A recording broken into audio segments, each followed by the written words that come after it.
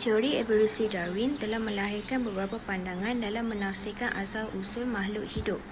Hampir semua ahli biologi bersependapat mengenai teori ini.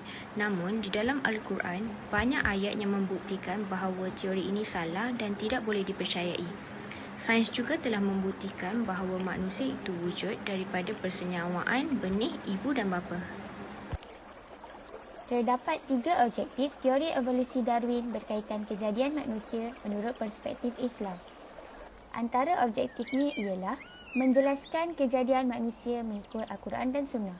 Yang kedua, menjelaskan kejadian manusia mengikut teori Darwin. Dan yang ketiga, menganalisis teori Darwin menurut perspektif Al-Quran. Manusia merupakan makhluk istimewa yang wujud di muka bumi ini yang telah diciptakan oleh Allah Subhanahu Wa Taala. Keunikan dari segi kemampuan akarnya yang membezakan manusia daripada makhluk lain. Tambahan pula, manusia adalah makhluk paling dominan dalam alam. Tiada yang dapat menandingi kebijaksanaan manusia. Namun, wujudnya fahaman yang berbeza berkaitan falsafah asal-usul kejadian manusia. Teori evolusi Darwin telah menolak campur tangan Tuhan atas terciptanya manusia. Teori Darwin menyatakan bahawa manusia berasal daripada keturunan monyet yang hidup berjuta-juta tahun dahulu. Beliau juga menyatakan bahawa manusia, haiwan dan segala yang berada di bumi ini telah melalui proses penyempurnaan. Hal ini bercanggah oleh kerana rangkaian evolusi dalam Al-Quran menghadirkan Allah Subhanahu Wa Taala sebagai pencipta manusia dan makhluk hidup. Allah Subhanahu Wa Taala telah menjelaskan dalam beberapa ayat Al-Quran bahawa penciptaan manusia mulai dari tanah, air dan sperma. Sebagaimana dalam surah Al-Hijr ayat 26 yang berbunyi, وَلَقَدْ خَلَقْنَا الْإِنسَانَ مِنْ صَلْصَالٍ مِنْ حَمَإٍ مَسْنُونٍ. Artinya, dan sungguh kami telah menciptakan manusia dari tanah liat kering dari lumpur hitam yang diberi bentuk. Demikianlah bahawa hanya Al-Quran yang mampu menjelaskan bagaimana manusia dicipta, apa bahannya serta bagaimana keadaan manusia dimatikan kelak. Dapatan Al-Quran dan sains berkaitan proses penciptaan manusia. Al-Quran menyebutkan tentang asal mula penciptaan manusia menggunakan beberapa lafaz yang berbeza. Penggunaan lafaz yang berbeza tersebut pada dasarnya merupakan suatu tahap penciptaan menuju kesempurnaan. Allah Subhanahu Wa Taala berfirman, "Kemudian air mani itu kami jadikan sesuatu yang melekat. Lalu sesuatu yang melekat itu kami jadikan segumpal daging dan segumpal daging itu kami jadikan tulang belulang. Lalu tulang belulang itu kami bungkus dengan daging, kemudian kami menjadikannya makhluk yang berbentuk lain." Maha suci Allah, pencipta yang paling baik. Surah Al-Mu'minin ayat ke-14. Berikut merupakan penciptaan manusia menurut Al-Quran. Nutfah menjelaskan peringkat pertama melalui persenyawaan benih ibu dan bapa. Yang kedua, alaqah. Nutfah membentuk alaqah pada hujung minggu pertama hingga minggu ketiga dan melekat di dinding rahim. Yang ketiga, mudghah, iaitu dari sebuku darah bertukar menjadi seketul daging pada minggu yang ketiga. Seterusnya, izam dan lahma.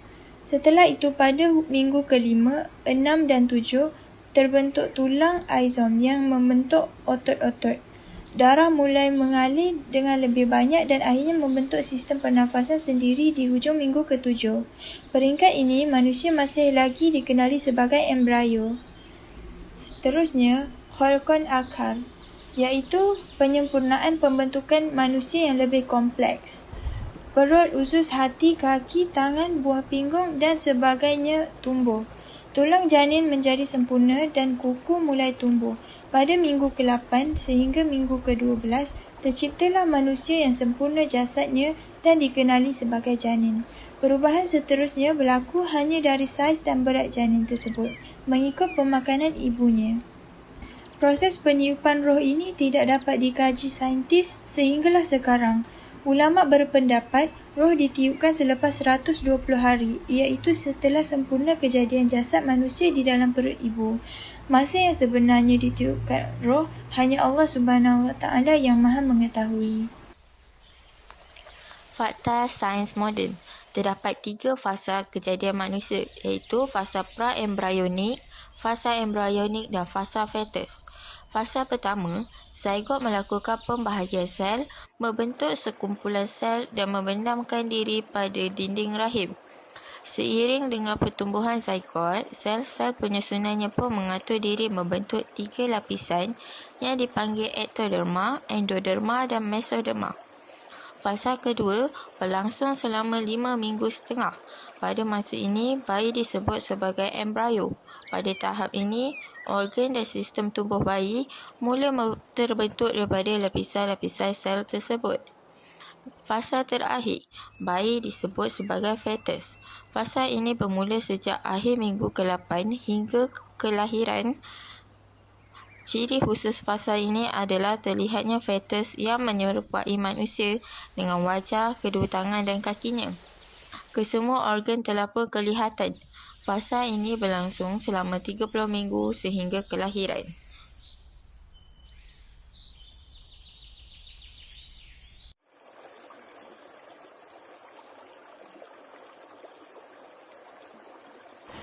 Teori ini merupakan songsangan kepada kepercayaan bahawa ada Tuhan yang menciptakan alam dan isinya.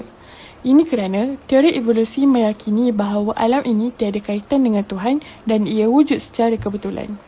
Bukan sekadar haiwan beruk sahaja telah mengalami evolusi dan bertukar menjadi manusia, tetapi teori ini juga menyatakan semua haiwan yang ada di muka bumi telah mengalami proses evolusi.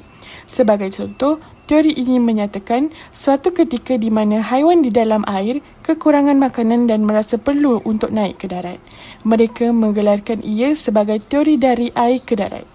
Kemudiannya, ikan-ikan itu telah berpindah ke darat dan menyesuaikan diri dengan berjaya menghasilkan sepasang kaki depan dan belakang secara perlahan-lahan, dan apabila ia telah sempurna, maka ia menjadi seekor biawak yang telah berjaya mengalami proses evolusi dari seekor ikan. Rumusan bagi teori evolusi Darwin ialah teori evolusi mendapat penolakan oleh ilmuwan yang terkenal kerana tidak dapat membuktikan proses secara ilmiah. Ia bertentangan dengan ajaran agama dan menyesatkan masyarakat. Darwin menceritakan tentang pembentukan manusia yang berasal daripada monyet dan melalui proses peralihan masa lalu.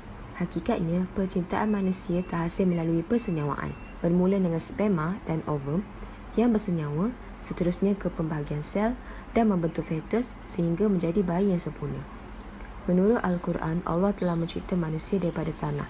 Mereka terbentuk dari setitis air mani dan menjadi segumpal daging sehingga terbentuk tulang belulang. Oleh itu, fakta sains dan Al-Quran tentang penciptaan manusia membawa maksud yang sama berbanding dengan teori Darwin yang bercanggah dengan proses pembentukan manusia.